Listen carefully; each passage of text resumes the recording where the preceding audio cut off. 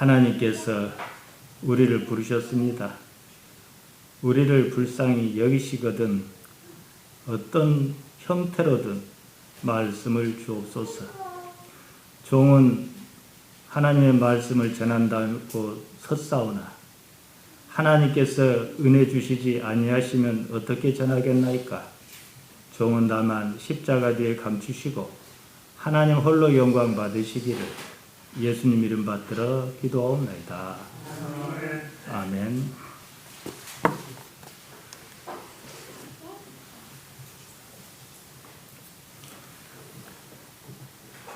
우리가 세상을 삽니다. 우리 집사님들이야 이제 세상을 많이 사셨으니까 충분히 이해하실 겁니다. 사는 것이 잔뜩 고달프면 흔히들 이렇게 말하지 않습니까? 내가 산다고 사는 것이 아니다. 이럽니다. 그런 경험이 있습니다. 우리가 한 걸음 물러서서 한번 보십시다. 세상이 좀 이상하지 않습니까? 왜 세상에 아픈 일이 있고 갈등 지는 일이 있고 이래야 합니까? 좀 바보스러운 질문 같습니다만은 그런 생각 안 됩니까? 살고는 있지만 산다고 말할 수 없는 상황이다. 이런 겁니다. 줄여서 말하면 숨만 쉬고 있지 죽었다. 이 말이지요. 저 같으면은 우리 집사님들도 마찬가지겠습니다만 요즘 같으면 이제 교회 문제로 좀 시달리지 않습니까? 그렇지 않아도 코로나로 힘든 상황에서 엎친 데 덮친 격입니다. 사실 교회 문제도 뭐 쉽게 생각하면 쉽게 생각할 수도 있는데 또 쉽지도 않아요. 왜냐? 우리 지역 형편이 교인이 더 늘려야 늘 수도 없는 데 아닙니까? 그나마 교회를 유지할 수 있으면 좋은데 이러다가 무슨 문제가 생기면 또 어떻게 하나 참 착잡합니다. 저는 별로 아픈 데가 없는 사람이었어요. 근데 최근 들어서 막 귀가 아프다 그래서 뭐 응급실도 가보고 귀 속에서는 한 2달째 물이 계속 나오고 또 최근에는 허리까지 삐끗해서 걷기도 서 있기도 앉아 있기도 힘들고 누워 있으면 그나마 좀 낫습니다. 그럼 어떻게 합니까? 잔뜩 아플 때는 허리만 안 아프면 그래요. 또 무슨 문제가 있으면 이것만 나오면 그래요. 교회 문제만 없으면 이래요. 우리 큰애가 결혼 안 됐을 때 반대했습니다. 뭐 이건 신앙적 판단이니까 뭐 어떻게 생각할 수 없어요. 어느 부모가 자식 못 살기를 사실 바라겠습니까? 인생을 2번 사는 것도 아니고 이해도 불가능합니다. 아이가 그러는 것은 그런 것을 알 리가 없습니다. 때문에 한 2년 가까이 연락을 잘 안 했어요. 다음 주말에 결혼한답니다. 뭐 안 할 것이라 생각은 안 했지만 그랬든 저랬든 미안한 마음이 들어요. 다들 사는 인생이지만 제가 왜 이런 얘기를 하냐 그러면은 직접적이든 간접적이든 그런 경험이 다 있거든요. 부모 세대가 자식 세대를 통할 때는 좀 안 통하는 부분이 좀 있어요. 근데 신앙적으로 특히 더 그렇습니다. 우리가 형제간이라도 예수님 안 믿는 사람한테는 말을 걸러서 하지 않습니까? 말이 안 통하니까요. 아무튼요, 다들 사는 인생이지만 인생에는 참으로 알 수 없는 일이 많습니다. 그런데 그렇게 하나님을 알아간다는 거예요. 제가 자주 말씀드리지만 우리 인생사를 하나님 앞에 내놨다 생각하고 우리가 그렇게 생각해도 내놓은 것이고 안 생각해도 어쩔 수 없습니다. 하고 하나님과 견주어서 바라봐야 한다는 거죠. 그렇게 봤을 때 어찌 보면 아는 사람만 괴롭습니다. 세상에서 제일 괴로웠던 사람이 누굴까요? 예수님이시죠. 그래서 윤동주가 그렇게 썼는지 모르겠습니다. 괴로웠지만 행복했던 사나이 이렇게 써요. 아브라함이 아들을 데리고 길을 나섰습니다. 사실 아이를 번제로 바치러 가는 것이었습니다. 아이에게는 번제로 쓸 나무를 지우고 자기는 불과 칼을 손에 들었습니다. 따라가다 보니까 아이가 이상한 거예요. 번제란 것은 어린 양을 갖다가 불에 태워 제사를 드리는 거예요. 근데 그러려면은 뭐 재물을 갖고 가야 하는데 다른 재료는 있는데 가장 중요한 재물이 없는 거예요. 그래서 아버지에게 묻습니다. 창세기 22장 7절입니다. 이삭이 그 아비 아브라함에게 말하여 가로되 아버지여 하니 그가 가로되 내 아들아 내가 여기 있노라. 이삭이 가로되 불과 나무는 있거니와 번제할 어린 양은 어디 있나이까. 이 상황을 어떻게 말로 설명하겠습니까? 아주 복잡하죠. 내가 번제했을 재물이다 뭐 이러겠습니까? 그 말하는 것 자체가 힘든데요. 아브라함이 이렇게 말합니다. 그렇다고 대답은 안 할 수는 없어요. 창세기 22장 8절입니다. 아브라함이 가로되 아들아 번제할 어린 양은 하나님께서 당신을 위하여 친히 준비하시리라. 사실 대답 아닌 대답입니다. 이런 일은요 말로 설명할 수가 없습니다. 무엇을 설명한다는 것은 말하는 사람과 말 듣는 사람이 사전에 서로 공유하는 개념이 있어야 해요. 그리고 언어도 같아야 합니다. 언어 같은 경우는 우리는 같은 언어에서 하니까 우리가 러시아 사람을 만나면 한국 사람을 말할 수는 없는 것 아니에요. 그게 첫째는 언어가 같아야 하고 그 다음에는 그 문화에서 주어진 어떤 개념이 있어야 해요. 개념이란 뭐냐? 종합적인 관념인데요. 우리가 어떤 대상을 대하지 않습니까? 사람이든 사물이든 그때 대상을 나타내는 여러 가지 관념이 있어요. 생각이 있단 말이지요. 그 가운데 공통적이고 일반적인 요소를 추출하고 종합해서 얻은 관념을 개념이다 이렇게 말합니다. 여러분이 길 가다가 아는 사람을 만났습니다. 참 반가워요. 그 사람은 참 좋은 사람입니다. 다 좋은데 교회는 안 나가요. 그는 또 내가 교회를 지성스럽게 다닌다는 사실을 잘 알고 있습니다. 나를 만나면 하는 말이 참 예수님 잘 믿고 복 받으라 그럽니다. 좋은 뜻에서 한 말입니다. 하지만 그가 말하는 예수님과 내가 생각하는 예수님은 다릅니다. 정확히 말하자면 예수님에 대한 개념이 다른 거예요. 그러면 다른 거예요.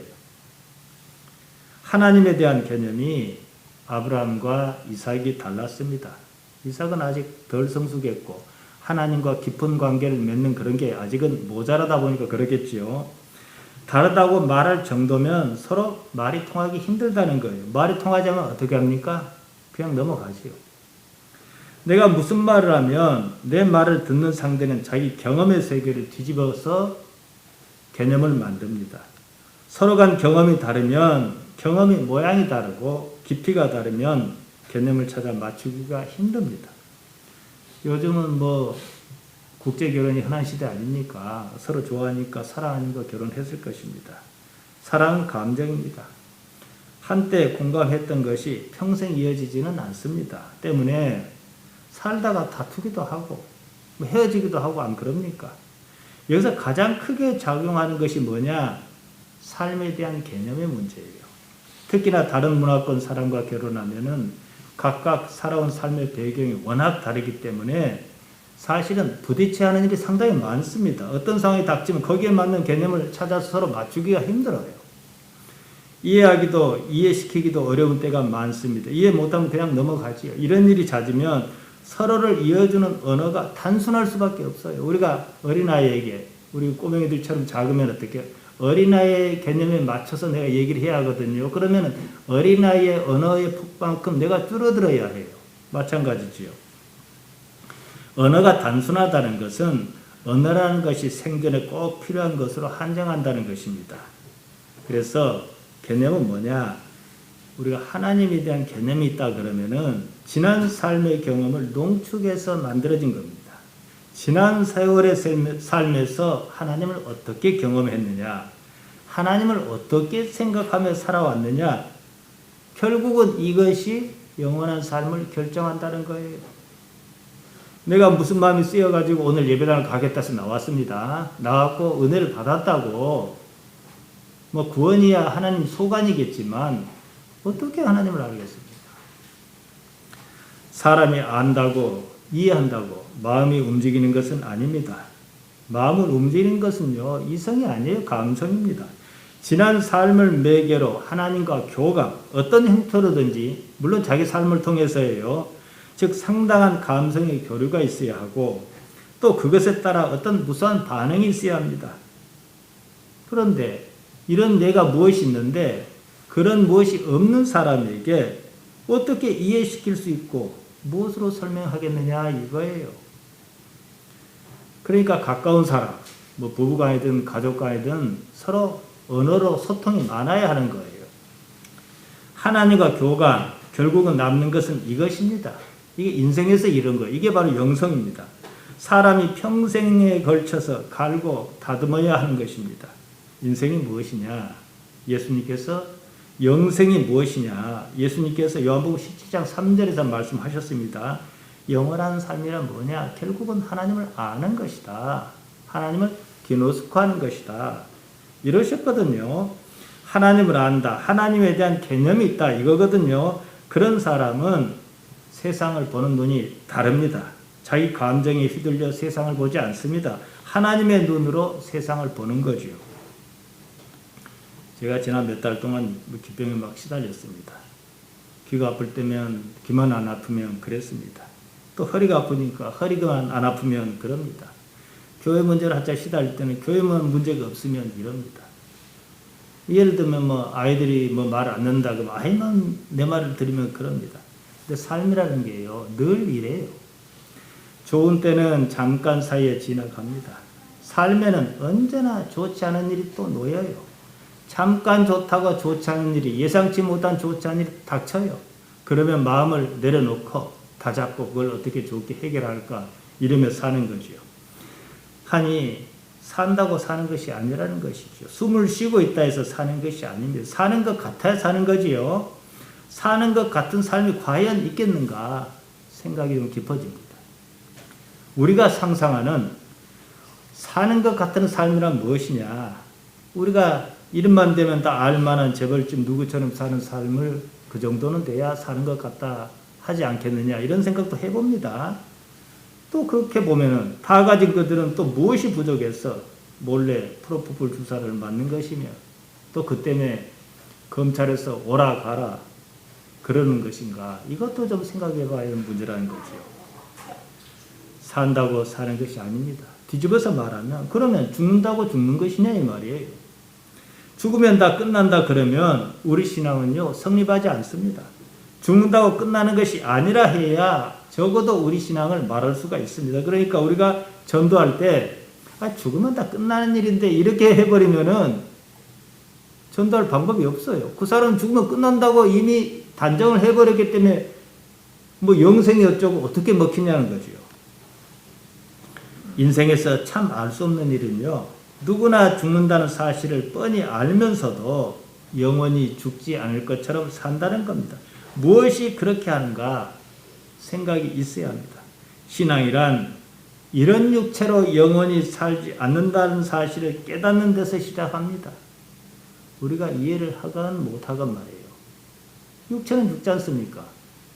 예수님께서 부활의 모습을 보여주셨는데 부활한 육체는 또 다릅니다. 이런 건 아니에요. 그러면은 이런 육체의 기능은 뭐냐? 우리가 가닥을 잡고 있어야겠죠. 사도 바울이 말했습니다. 로마서 우리가 8장 5절부터 읽었는데요. 8장 1절에서 4절을 요약하면 이렇습니다. 예수님 안에 있는 사람은 예수님 안에 있다. 이 N이란 말은 뭐 그대 따질 건 없습니다만은 예수님 안에 있다는 말은 예수님의 말씀에 내가 동화하는 걸 말하지요. 정죄함이 없다 그랬습니다. 정죄함이라 번역하면 카타크리마입니다. 이 말은 카타크리노에서 온 말입니다. 카타, 무엇에 대하여? 크리노, 심판하다. 카타는 뭔말 목적으로, 무엇으로부터 뭐 이렇게 된 거 쓰입니다. 크리노, 재판하다, 심판하다, 판단하다, 비판하다.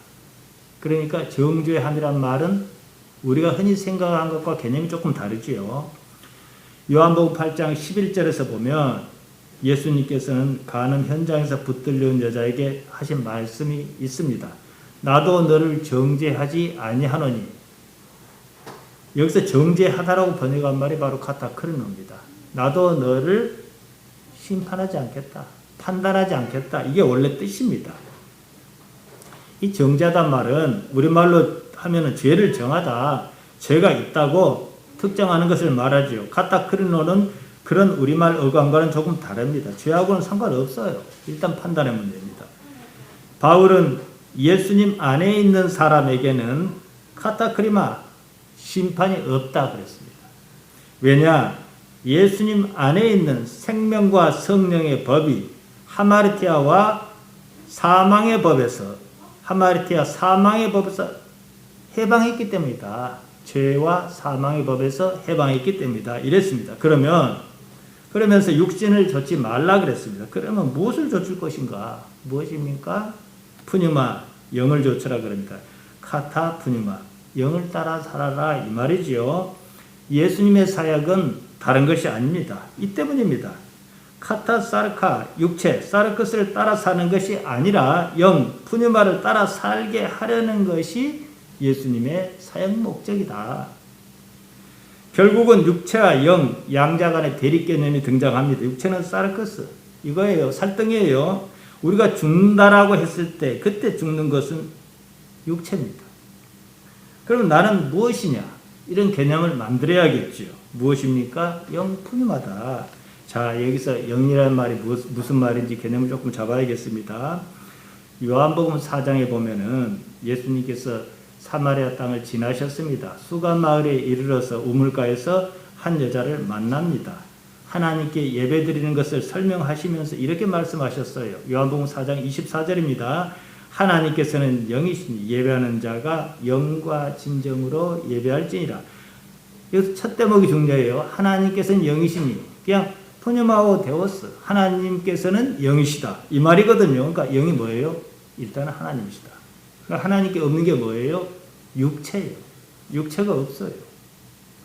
우리는 이 육체 때문에 고통을 많이 겪습니다. 우리가 대부분 생각하는 정신적이든 육체적이든 다 이 육체 때문에 빚어진 거예요. 다시 사도 바울이 한 얘기로 넘어갑니다. 육체를 따라 살지 말아라. 영을 따라 살아라. 무슨 말입니까? 하나님을 따라 살아라 이 말이에요. 그러니까 영 그러면 하나님이에요. 기본적으로요. 그래야 산다는 것이죠. 육체, 사르크스는 심하게 말하면 살덩이입니다. 살덩이는요, 산소가 끊기면 그때부터 부패합니다. 죽은 사람 보세요. 그래서 2, 3일 사이에 날이 안 좋으면 부패하고 그러잖아요. 육체가 움직이지 않는 그런 상황을 뭐라 합니까? 죽었다. 숨 쉬지 않는 상황. 산소를 공급받지 못한 상황. 죽었다 그럽니다. 육체가 나라고 믿었다면 육체가 죽는 날 나도 죽습니다. 평생 육체를 떠받들며 살았습니다. 육체를 따라 살았습니다. 그렇게 살면 카타크리마, 심판의 때에 남은 것이 없다는 거예요. 반드시 영을 따라 카타푸뉴마, 하나님을 따라 살아야 한다 이 말이죠. 그래 놓고 로마서 8장 5절입니다. 육신을 좇는 자는 육신의 일을, 영을 좇는 자는 영의 일을 생각하나니. 육신이나 육체나 같은 말입니다. 좇다나 따르다는 말 같은 말이에요. 육체를 따라 사는 사람은 육체의 일을 생각할 것이고, 영, 하나님을 따라 살겠다는 사람은 어떻게 하면 하나님의 생각을 따라 살까 할 것이라는 거지요. 그렇게 하나님을 평생 동안 따라 산 사람이 육체가 죽을 때 무슨 아쉬움이 있겠느냐는 거예요. 여기서 대립 개념이 나옵니다. 육체냐 영이냐. 곧 육체냐 하나님이냐 이거지요. 육체의 생각은 무엇이고 영의 생각은 무엇인가 이 문제입니다. 여기에 나라는 사람이 있어요. 거기에 생각, 프로네마가 있습니다. 육체가 나라고 믿는다면 육체의 생각이 곧 내 생각일 거예요. 근데 한번 봅시다. 예배 마치고 집에 가면 이제 점심때가 가까워옵니다. 식사할 때가 이제 지나버리면은 배가 고플 것 아니겠습니까? 배가 고프다고 생각합니다. 배가 고프다는 생각이 내 생각이라고 믿어왔습니다. 배가 고픈 건데 그 내가 배가 고프다 이렇게 표현하지 않습니까? 배가 고프다는 것은 단지 육체가 뱃속에서 음식을 보충해 달라는 신호일 뿐인데 내가 배가 고프다고 믿는 거예요. 이것을 확장합니다. 무엇을 좋아합니다. 좋아하는 것이 아이들 같으면은 뭐 게임일 수도 있겠고, 어떤 사람은 일하는 걸 참 좋아해요. 그럴 수도 있겠고, 뭐 사람을 좋아할 수도 있습니다. 이 좋아한다는 메커니즘은 어디서 오는가? 무엇이 만족할 때 좋아한다는 느낌을 받는가? 좋아한다는 느낌으로 흥분할 때 또 무엇이 만족하겠는가? 사실 육체입니다. 그렇지 않습니까? 배가 부르면 기분이 좋잖아요. 육체의 기능이 왕성할 때는, 특히 젊었을 때는, 젊은 사람들은 딱히 나를 육체에서 구분해내기 어렵습니다. 그런 것 같다가도 아닌 것 같고 그렇습니다. 하지만 나이가 들면은 육체가 내 말을 좀 잘 안 듣습니다. 그래서 말도 세고 동작도 둔해집니다. 그런데 어떤 분이 나이가 아주 많이 들었다 그랬어요. 한 100살이 넘었다 그럽시다. 그러면은 귀도 안 들리고 눈도 잘 안 보이고 그것만 그런 게 아니에요. 밥맛도 좀 덜하고 움직이는 것도 덜하고 이제 몸이 점점 뭐예요? 나의 감옥처럼 그러죠. 젊었을 때처럼 먹고 싶은 것도 별로 없고 하고 싶은 것도 없어요. 육체의 요구가 없어져요. 그럴 수밖에 없습니다. 그럴 때, 딱 그때, 우리가 그렇다고 상상합시다. 딱 그때, 나의 요구는 건 뭔가? 육체가 나라고 생각하며 100살 나이 되도록 산 사람에게는 뭐냐는 얘기예요. 그런데 100살 나이 먹도록 하나님을 알고, 하나님을 섬기고, 누가 뭐라 해도 나는 하나님 없이는 못 살겠다. 하나님 아버지하고 하나님 아버지 때문에 때로는 고난도 감수했고 그래서 교감을 이룬 사람이라고 하면은 100살 나이에 나는 무엇이겠습니까? 이거 생각해야 하는 거예요. 육체의 요구가 나의 요구라고 평생 믿어온 사람이 있습니다. 육체가 죽을 때가 가까웠습니다. 그때 육체가 요구하는 것이 없어요. 하고 싶은 것도 없고 먹고 싶은 것도 없고 나의 요구가 없습니다. 공허하지 않겠습니까? 평생을 하나님만 생각한 사람이 있습니다. 내 안에서 하나님을 앙망하는 마음이 생겼는데 그 마음을 소중히 여기며 살았습니다. 어떻게 하면 하나님을 기쁘시게 할까 했어요. 또 하나님께서 내가 너 때문에 기쁘다 하는 직접적 소리는 들은 적이 없지만 이렇게 하면 하나님께 기뻐하신다는 감각을 느꼈습니다. 예수님께서 주신 말씀으로 그 마음을 가다듬어가며 살았습니다. 그렇게 살다가 죽는 날이 임박했습니다. 그때 나의 요구가 무엇이겠습니까? 그때는 공허라는 게 없어요. 오히려 거추장스러우니까 벗어버리고 하나님 안에 드는 것을 감사하게 여기지 않겠습니까? 로마서 8장 5절에서 9절을 오늘 설교 본문으로 정했습니다. 5절 말고는 하나도 직접 거론하지 않았습니다. 근데 설명이 다 끝났습니다. 그래서 저는요, 늙는다는 것이 하나님의 선물이라고 생각합니다. 지금보다 어렸을 때는 얼마나 많은 욕망에 시달렸는지 모릅니다. 지금 나이에 그때를 생각하면은 부질없습니다. 인생의 정점에서 지난 삶을 바라보면 모든 것이 부질없다. 다 그러지 않습니까? 그런 느낌이 자신을 지배하는 그때 무엇이 남겠는가? 그때 남는 것이 나의 본질이라는 겁니다. 욕구는요, 만족하면 사라집니다. 욕구가 만족하여 사라지든 욕구가 생기지 않아 없든 마찬가지입니다. 인생이 부질없다고 느끼고 그래서 욕구가 사라지든 똑같습니다. 하나님께서 나 자신이라는 생각이 들 정도의 어떤 경지에 이르면 하나님 말고는, 하나님을 앙망하는 것 말고는 아무런 욕구도 없습니다. 아무것도 필요하지 않습니다. 제가 잊어먹을 만하면 드리는 말씀이 있습니다. 가족을 위해서 나를 희생하는 가족이 나라고요. 교회를 위해서 나를 희생하는 교회가 납니다. 김홍도 목사라는 양반이 금남교회라는 큰 교회를 읽어서 교회가 나다 그랬어요.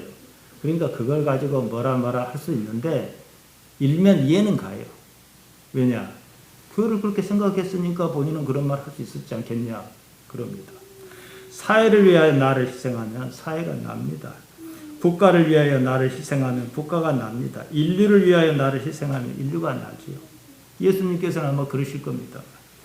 남을 위하여 나를 희생하면 남을 나라고 여기지 않습니다. 그 희생의 대상을 남이라고 생각 안 해요. 이건 거의 모두가 가지는 감정이에요. 자식을 위해서 많은 걸 희생하는 어머니가 있고 아버지가 있다 그럽시다. 그러면 그런 사람은 그런 만큼 자식을 남이라고 생각 안 합니다. 그런데 자식을 그렇게 생각했다는 것은 그 환경에 뭐예요? 상당히 많은 고통이 있었어요. 하나님을 위하여 나를 희생하면 하나님께서 더 이상 남이 아닙니다. 내 자신이죠. 이것의 다른 말이 뭡니까? 사랑이에요. 그래서 성경에서는 사랑이란 말은 좋은 말인 줄 알지만 그렇게 매력적으로 다가오지는 않습니다. 그러나 성경 전체 딱 하나를 고르라면 그거밖에 없어요, 사실은. 사랑은 일체감입니다. 사랑은 결국 나라는 것이 사라지는 높은 차원의 감성의 세계에서 있는 일입니다. 남을 위하여 자기를 희생하는 사람은 위대합니다. 그런 사람은 가끔 있어도 자기를 위하여 자기를 희생하는 사람은 그리 많지 않습니다. 종교는 이 문제입니다. 보통 육신에 속한 사람은 어떻습니까? 내가 사라지면 내가 없어진다고 생각해요. 그런데 그러지 않아요. 왜냐? 하나님이란 뒷배경이 있기 때문에. 내가 이 세상을 사는 이유는 하나님 때문이다 하는 경지에 오를 수 있어야 해요.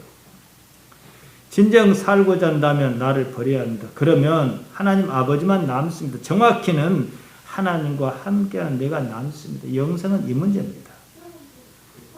이것이 영성입니다. 내가 사라져도 아무런 문제가 없어요. 그래서 참다운 나가 삽니다.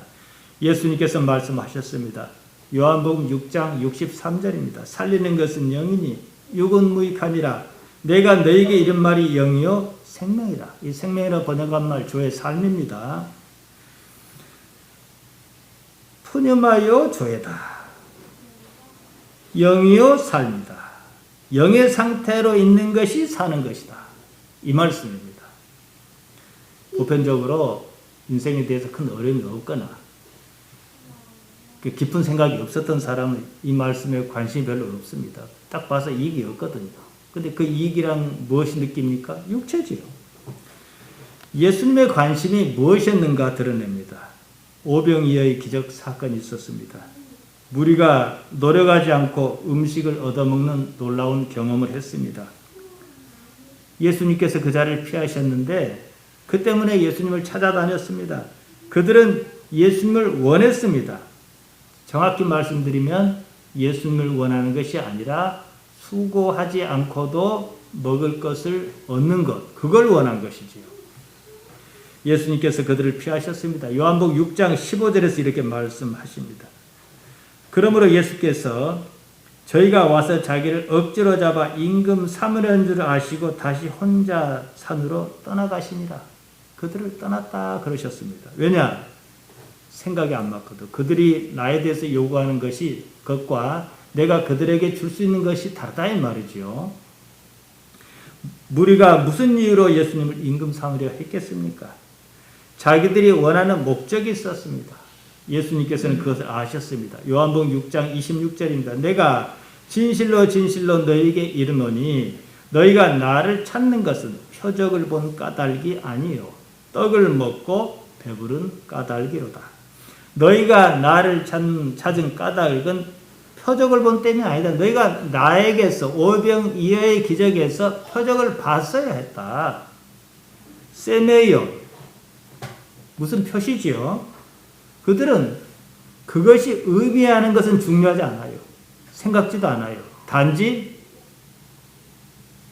어떻게 하니까 먹을 것이 많이 생긴 것. 이거 바라죠. 그게 뭐예요? 육체의 요구죠. 그들은 예수님께서 기적을 일으키신 이유를 몰랐습니다. 오병이어의 기적이 무엇을 가리키는가 생각이 없었습니다. 아무리 그거 먹을 걸 많이 먹어도 죽지 않습니까? 단지 오병이어의 기적만 바라보았습니다. 육체의 만족을 위해서 예수님을 찾았던 것입니다. 예수님께서는 그런 만족을 위하여 십자가를 지시지 않았습니다. 영원한 삶을 위하여 십자가를 지셨어도 그러면 오병이어의 기적으로 영원한 삶을 바라보는 단계로 바뀌었어야 한다는 거지요. 무리는 영생을 바라지 않았습니다. 그저 이 땅에서 잘 먹고 잘 살자 그 수준이었습니다. 그 때문에 예수님께서 하시는 말씀에 실망하고 다들 발길을 돌렸습니다. 요한은 그 장면을 이렇게 기록합니다.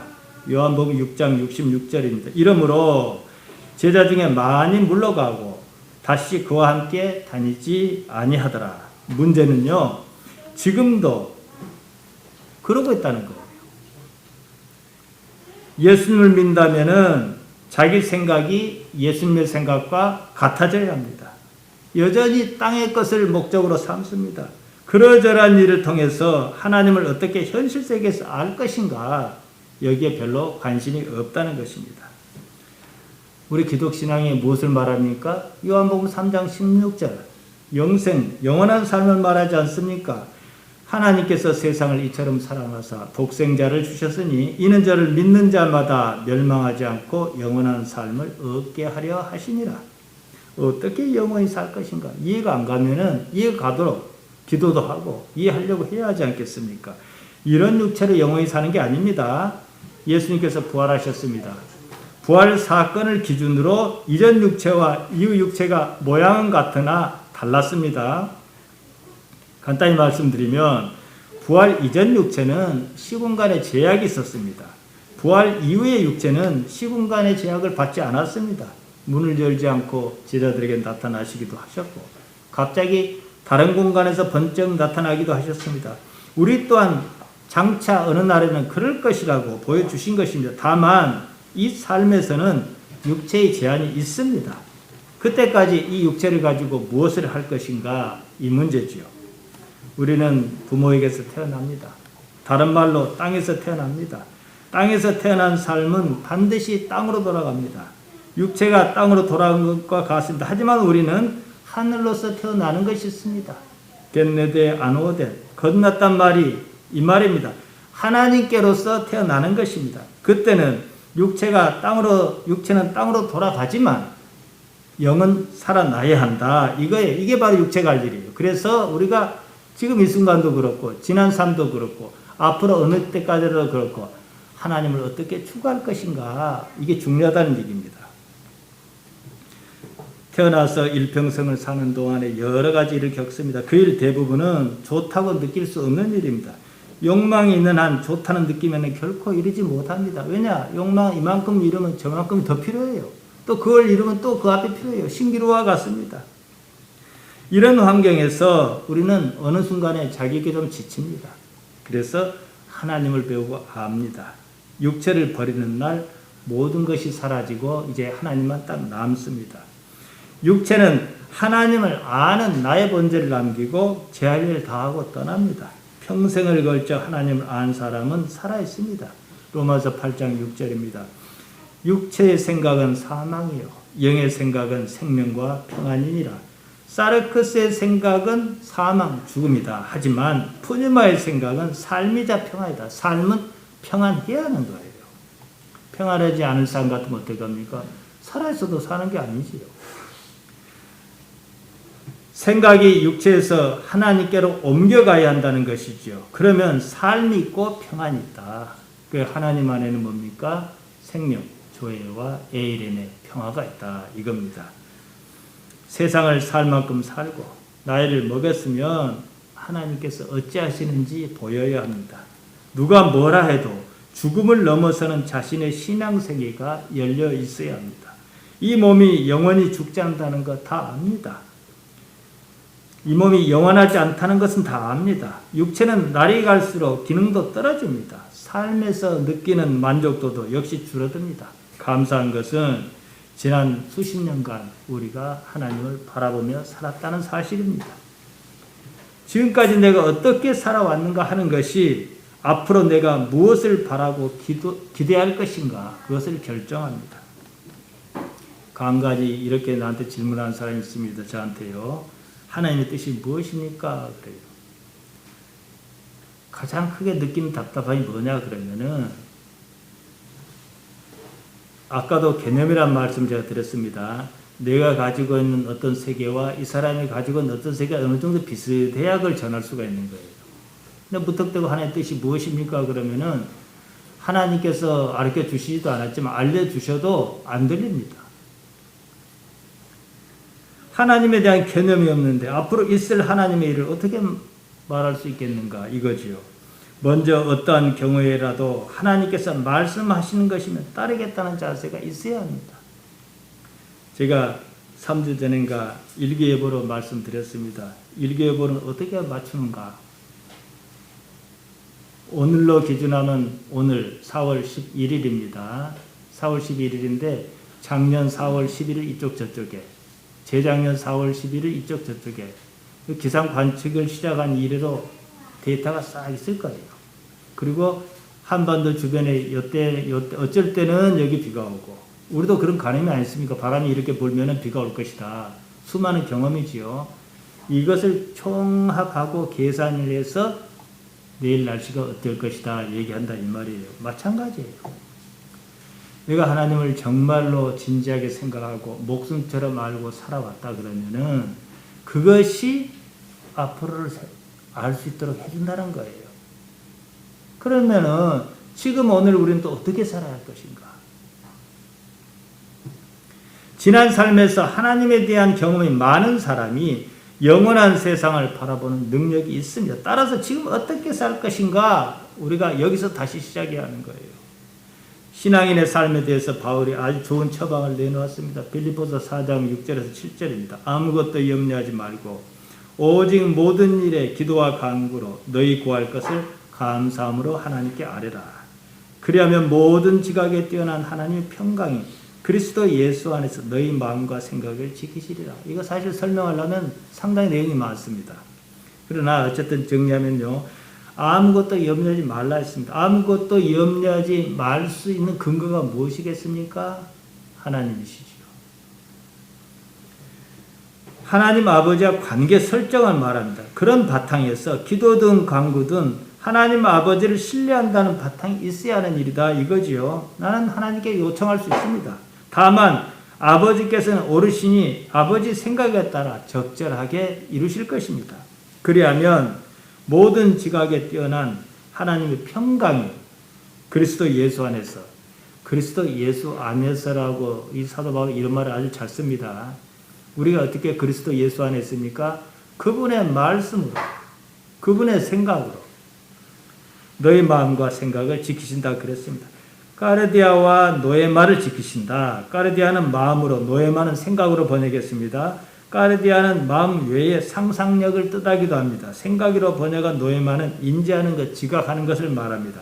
하나님 아버지와 관계 설정을 제대로 하면, 쉽게 말씀드리면 하나님께서 이 세상 만물을 주관하고 계시는 아버지시라는 인식을 자꾸 새롭게 가지면 예수님 안에서 예수님께서 주신 말씀으로 앞날에 대한 기대감과 생각을 풀으래오 하나님 아버지께서 보존하여 주신다 이 말입니다. 정리하겠습니다. 여러분, 산다고 사는 것은 아니에요. 어떻게 살 것이냐가 중요한 겁니다. 하나님 아버지를 모르는 사람은 달리 방법이 없습니다. 하나님 아버지를 안다면 지금 사는 이 삶에서 하나님을 아버지를 바라봐야 합니다. 아버지께서 이 삶으로 나를 어떻게 이끌어 가시나 하고 말이죠. 아버지 앞에 끊임없이 자신을 내려놔야 합니다. 그리고 거기서 아버지에 대한 나름대로의 개념을 잡아야 해요. 그러면은 누가 뭐라 해도 아니다, 이렇다라는 무엇이 있지 않겠습니까? 그렇게 한평생을 살았습니다. 그러다가 어느 날 우리가 죽을 때가 오면은 뭐예요? 다 필요 없고 하나님 한 분만 남습니다. 그렇게 산 지난 삶이 나를 어디로 인도합니까? 하나님께서 영원하시니 나 또한 영원하리라는 거예요. 신명기 30장 14절입니다. 오직 그 말씀이 내게 심히 가까워서 내 입에 있으며 내 마음에 있은즉 내가 이를 행할 수 있느니라. 하나님의 말씀이 이미 내 입에 있고 내 마음에 있다고 했습니다. 내가 의식하든 의식하지 못하든 내가 말씀 가운데 살았으면 그 말씀이 나를 어디로 인도할 것입니다. 그때부터는 아버지의 몫입니다. 삶에 무슨 일이 닥치거든 언제나 그 일 넘어 아버지를 바라보시기를 바랍니다. 아버지 하나님, 우리가 여기 있나이다. 하나님 없이는, 하나님 아버지 아니 계시면 아무것도 의미가 없는 줄 압나이다. 우리를 불쌍히 여기시고 우리를 긍휼히 여기셔서 영원한 세계를 바라보도록 도와주옵소서. 이 땅에 발을 디디고 사는 날 동안에 우리 주 말씀 가운데서 평안히 거할 수 있도록 우리를 붙들어 주시옵소서. 진정으로 사는 가치가 무엇인지 알도록 힘 주시고 능력 주시기를 예수님 이름으로 기도하옵나이다. 아멘.